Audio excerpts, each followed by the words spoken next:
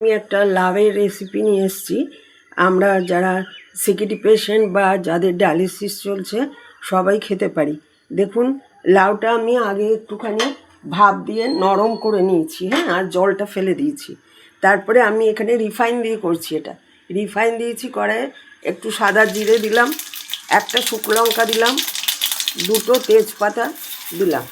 দিয়ে তারপরে আমি কি করেছি, একটু গোবিন্দভোগ চাল ভিজিয়ে রেখেছিলাম সকালে, সেটাকে ঢেলে দিলাম।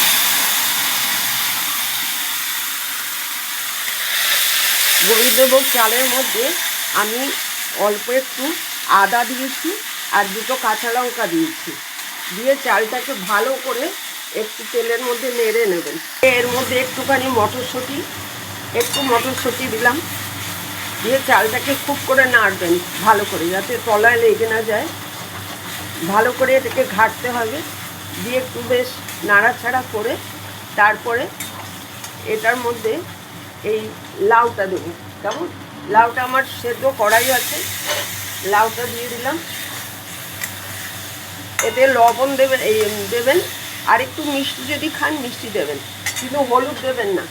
হলুদটা আমি দিইনি, আপনারা চাইলে দিতে পারেন।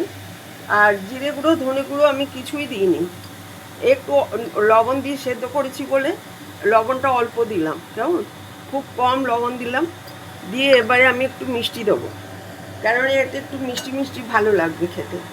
একটু মিষ্টি দিলাম, আপনারা আন্দাজ মতন দেবেন, যতটুকু খেতে ভালো লাগে ততটুকুই দেবেন, তার বেশি দেবেন না, কেমন।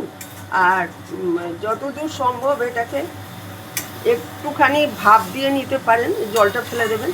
আর যদি আপনার কোনো কিডনির প্রবলেম না থাকে তাহলে এটা ডাইরেক্টও এমনি করে রান্না করতে পারেন। অল্প মটরশুঁটি দেবেন। আর এটাকে এখন আমি কিছুক্ষণ ধরে ভাজা করব। একটু হাই করে দিলাম গ্যাসের ফ্লেমটা, একটু ভাজা করলে কি হবে, এটার টেস্টটা ভালো হবে। এটা আপনারা সবাই করে খেতে পারেন। এখন বাজারে কচি লাউ খুব ভালো পাওয়া যাচ্ছে। লাউয়ের একটু অন্যরকম হলো এই আর কি। সাদা জিরে ফোড়ন দিয়েছি, একটা শুকনো লঙ্কা দিয়েছি, শুকনো লঙ্কাটা আমি তুলে ফেলে দেবো।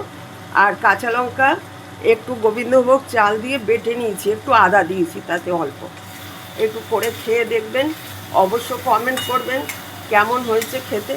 আমি করলাম, আমি তো এখনও আর খাইনি বা টেস্ট করিনি, যখন খাবো তখন বুঝতে পারবো। আপনাদের কমেন্টের আশায় থাকলাম। আজ এই পর্যন্ত রাখছি, ধন্যবাদ।